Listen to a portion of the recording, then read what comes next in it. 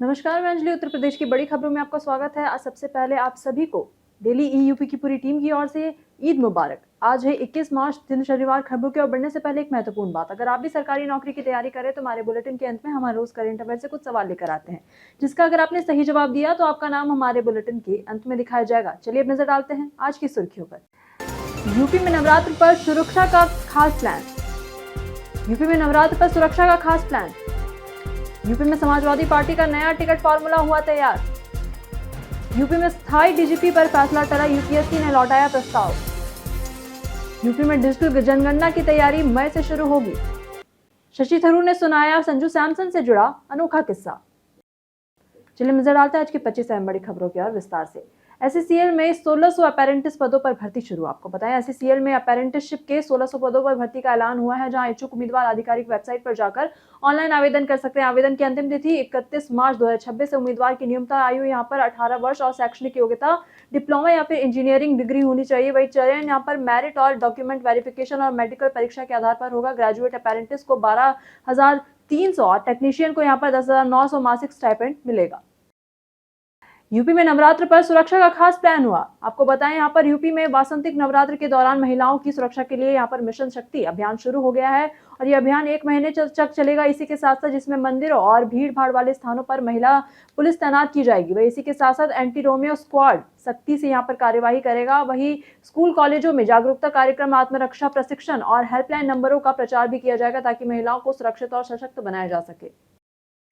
UP में Samajwadi party का नया टिकट फॉर्मूला हुआ तैयार। यूपी विधानसभा चुनाव 2027 से पहले समाजवादी पार्टी ने अपनी रणनीति तेज कर दी है। पार्टी इस बार साफ छवि और मजबूत जनाधार वाले उम्मीदवारों पर दांव लगाएगी, जहां सोशल मीडिया पर संयम और इमेज बिल्डिंग को लेकर यहां पर प्राथमिकता दी गई है। और इसी के साथ साथ पीडीए फॉर्मूले के तहत दलित, पिछड़े और ब्राह्मणों को साधने की कोशिश होगी। नेताओं को यहां पर निर्देश है कि वे जमीन पर सक्रिय रहकर जनता से जुड़े, तभी टिकट की दावेदारी मजबूत होगी। यूपी बीजेपी में बड़े बदलाव की तैयारी, जल्द आएगी नई जिला टीम। यूपी बीजेपी में संगठनात्मक बदलाव की प्रक्रिया तेज हो गई है। पंकज चौधरी और धर्मपाल सिंह लगातार बैठकों के जरिए नई जिला इकाइयों को यहां पर अंतिम रूप दे रहे हैं। वही अगले 1 हफ्ते में नई टीमों का ऐलान हो सकता है। चयन में यहां पर युवा चेहरों, जातीय संतुलन और जमीनी कार्यकर्ताओं को प्राथमिकता दी जा रही है, ताकि संगठन को और ज्यादा मजबूत बनाया जा सके। यूपी में संविदा कर्मियों को बड़ी राहत, बढ़ेगा मानदेय। यूपी में योगी आदित्यनाथ सरकार आउटसोर्सिंग कर्मियों को बड़ी सौगात देने जा रही है, जहां नई सेवा शर्तों के तहत चौकीदार और चपरासी का मानदेय 10,000 से बढ़ाकर 18,000 किया जाएगा, जबकि कंप्यूटर ऑपरेटर और डेटा एंट्री कर्मियों को यहां पर करीब 23,000 रुपए मिलेंगे। ये नई व्यवस्था 1 अप्रैल से शुरू होगी और मई से जुड़ा हुआ यहां पर मानदेय कर्मियों को मिलने लगेगा। यूपी में समय से मिलेंगी किताबें, नए सत्र की तैयारी पूरी। यूपी में बेसिक शिक्षा परिषद स्कूलों में अब इस बार बच्चों को सत्र शुरू होने से पहले ही मुफ्त पाठ्य पुस्तकें मिलेंगी। बदायूं जिलों में यहाँ पर 25 लाख से अधिक किताबें पहुंच चुकी हैं और सभी ब्लॉक संसाधन केंद्रों तक यहाँ पर पहुंचा दी गई हैं। इसी के साथ साथ 1 अप्रैल से नया सत्र शुरू होगा, उससे पहले स्कूलों में किताबें पहुंचा दी जाएंगी। साथ ही स्कूल चलो अभियान भी शुरू होगा, जिससे नामांकन बढ़ाने पर जोर रहेगा। आज पूरे देश भर में मनाया जाएगा ईद उल फित्र। रमजान के पाक महीने के बाद आज यानी कि 21 मार्च को ईद उल फित्र का त्योहार मनाया जा रहा है। इसी के साथ साथ चांद नजर न आने के बाद यहाँ पर उलेमा ने आज यानी कि ईद का ऐलान किया था। और इसी के साथ साथ लखनऊ में ईदगाह सहित प्रमुख मस्जिदों में अलग अलग समय पर यहाँ पर नमाज अदा की जाएगी। और इसी के साथ साथ लोगों में वहां पर उत्साह का माहौल है और एक दूसरे को गले लगाकर मुबारकबाद दी जा रही है। जाने कैसा रहेगा उत्तर प्रदेश के मौसम का मिजाज। आज उत्तर प्रदेश में कई हिस्सों में यहाँ पर मौसम बदलाव भरा रहेगा, जहां पश्चिमी क्षेत्रों में यहाँ पर कई जगहों पर हल्की बारिश और गरज चमक के साथ बौछारें पड़ने की संभावना है। पूर्वी यूपी की बात करें तो कुछ हिस्सों में भी आंशिक वर्षा और गरज के साथ तेज हवाओं का अनुमान है, जिसकी गति यहाँ पर 40 से 50 किलोमीटर प्रति घंटा तक हो सकती है। पूरे दिन बादल छाए रहेंगे और आसपास के इलाकों में मौसम तूफानी और उमस भरा रहने की चेतावनी है। यूपी में स्थायी डीजीपी पर फैसला टला, यूपीएससी ने लौटाया प्रस्ताव। यूपी में स्थायी डीजीपी की नियुक्ति फिलहाल टल गई है। संघ लोक सेवा आयोग ने यहां पर सरकार का भेजा प्रस्ताव वापस कर दिया है और कुछ अहम सवाल उठाए हैं। अब सरकार को नई गाइडलाइन और सुप्रीम कोर्ट के निर्देशों के मुताबिक प्रस्ताव दोबारा भेजना होगा। फिलहाल राजीव कृष्ण कार्यवाहक डीजीपी बने रहेंगे, जबकि वरिष्ठता और सेवा अवधि को लेकर मंथन जारी है। उत्तर प्रदेश की फेमस पर्सनालिटी में आज बात होगी रानी लक्ष्मीबाई की। उत्तर प्रदेश की प्रसिद्ध और प्रेरणादायक शख्सियत रानी लक्ष्मीबाई झांसी की रानी और स्वतंत्रता संग्राम की प्रमुख सेनानी थी। अपने पति की मृत्यु के बाद उन्होंने झांसी संभाली और ब्रिटिशों के खिलाफ बहादुरी से लड़ी। उनकी वीरता, साहस और देशभक्ति आज भी युवाओं के लिए प्रेरणा का स्रोत है और उत्तर प्रदेश की गौरवशाली ऐतिहासिक हस्तियों में वो शुमार है। रेखा गुप्ता ने दिल्ली में 300 नई ईवी बसों का शुभारंभ किया। दिल्ली का सार्वजनिक परिवहन अब और भी ज्यादा आधुनिक और पर्यावरण हितैषी बन गया है। जब मुख्यमंत्री रेखा गुप्ता ने बीते दिनों 300 नई ईवी बसों को हरी झंडी दिखाकर सड़कों पर उतारा। पिछले एक वर्ष में यहाँ पर 2000 से अधिक ईवी बसें दिल्ली की सड़कों पर शामिल की जा चुकी हैं। वहीं नानकसर की यहाँ पर गाजियाबाद के बीच नई अंतर्राज्यीय बस सेवा भी शुरू हुई, जहाँ डीटीसी के नए कार्यालय भवन का शिलान्यास भी किया गया।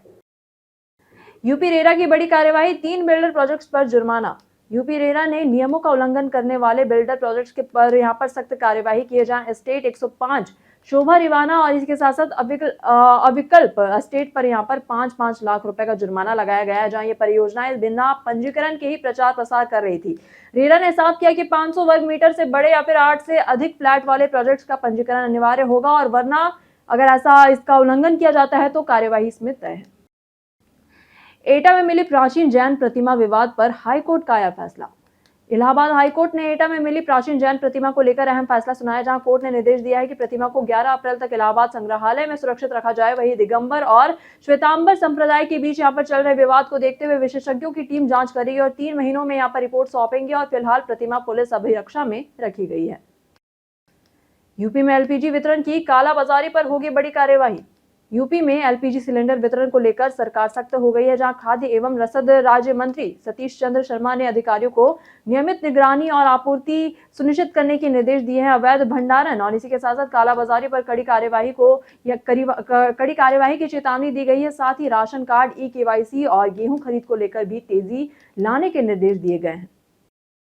वाराणसी गंगा इफ्तार केस में आरोपियों पर लगी नई धाराएं। वाराणसी में गंगा पर इफ्तार पार्टी मामले में यहां पर पुलिस ने कार्यवाही तेज कर दी है, जहां 14 आरोपियों पर इस पर नई धाराएं लगाकर उन्हें फिर से जेल भेज दिया गया है। अदालत ने यहां पर मामले की गंभीरता को देखते हुए जमानत पर सुनवाई 23 मार्च तक तय की है। और इसी के साथ साथ केस उधर दूसरी तरफ बात करें तो केस दर्ज कराने वाले नेता को यहां पर धमकी मिलने का मामला भी सामने आया, जिस पर पुलिस जांच कर रही है।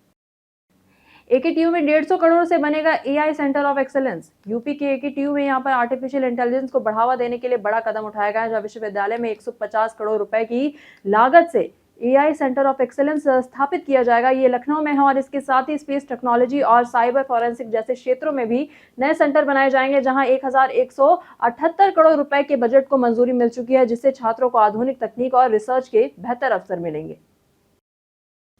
यूपी में डिजिटल जनगणना की तैयारी मई से होगी शुरू। यूपी में जनगणना इस बार पूरी तरह से डिजिटल तरीके से की जाएगी, जहां मई 2026 से यहां पर शुरू होकर फरवरी 2027 तक चलने वाली इस प्रक्रिया में मोबाइल ऐप के जरिए डेटा जुटाया जाएगा। अधिकारियों को प्रशिक्षण दिया जा रहा है ताकि काम तेजी से और सटीकता से हो सके। वही पहले चरण में मकान गणना और दूसरे चरण में जनसंख्या का विवरण लिया जाएगा। इसी के साथ साथ जिससे विकास योजनाओं को लेकर इसमें नई दशा मिलेगी। योगी सरकार में बड़ा कैबिनेट विस्तार होगा जल्द। उत्तर प्रदेश में योगी आदित्यनाथ सरकार के कैबिनेट विस्तार को लेकर हलचल तेज है। सूत्रों के अनुसार अगले हफ्ते विस्तार संभव है। भाजपा और राष्ट्रीय स्वयंसेवक संघ के बीच यहां पर लगातार बैठकों में यहां पर नामों पर मंथन जारी है, और इस विस्तार में क्षेत्रीय और जातीय संतुलन के साथ नए और अनुभवी चेहरों को मौका देकर 2027 चुनाव की रणनीति मजबूत करने की तैयारी है। प्रेमानंद महाराज से मिली राष्ट्रपति द्रौपदी मुर्मू। आपको बताएं कि राष्ट्रपति द्रौपदी मुर्मू ने अपने ब्रज प्रवास के दूसरे दिन यहां पर संत प्रेमानंद महाराज से आशीर्वाद प्राप्त किया। श्रीहित राधा केली कुंज आश्रम में यहां पर आध्यात्मिक वार्तालाप के बाद उन्होंने इस्कॉन और प्रेम मंदिर में दर्शन पूजन किया। इसी के साथ साथ लेजर शो और आरती और संकीर्तन के बीच उनका यह दौरा भक्तिमय और शांतिपूर्ण रहा। मौसम की बाधा के बावजूद राष्ट्रपति की श्रद्धा में कोई भी कमी नहीं दिखी। केसी त्यागी 22 मार्च को रालौद में हो सकते हैं शामिल। बिहार के पूर्व सांसद केसी त्यागी 22 मार्च को रालौद में शामिल होने की संभावना उनकी जताई जा रही है, जहां केंद्रीय राज्य मंत्री जयंत चौधरी के यहां पर संकेत दिया है कि मुलाकात के बाद स्वागत उनका किया जाएगा। केसी त्यागी की राजनीतिक शुरुआत चौधरी चरण सिंह के मार्गदर्शन में हुई थी। वही रालौद आगामी विधानसभा चुनाव 2027 में पश्चिमी उत्तर प्रदेश में अपनी पैठ मजबूत करने की रणनीति तैयार कर रहे हैं। उत्तर प्रदेश के पर्यटक स्थल में आज बात होगी बड़ा इमामबाड़ा की। यह लखनऊ का प्रमुख ऐतिहासिक स्मारक है, जिसे 1784 में नवाब असफुद्दौला शाह ने यहां पर बनवाया था। और बड़ा इमामबाड़ा अपनी विशालता, भव्य बनावट और वास्तुकला के लिए प्रसिद्ध है। यहाँ का भूतखाना, विशाल प्रांगण और झरोखों वाला गलियारा इसे अनोखा बनाते हैं, और ये उत्तर प्रदेश की संस्कृति और स्थापत्य कला का प्रतीक है। थरूर ने सुनाया संजू सैमसन से जुड़ा अनोखा किस्सा।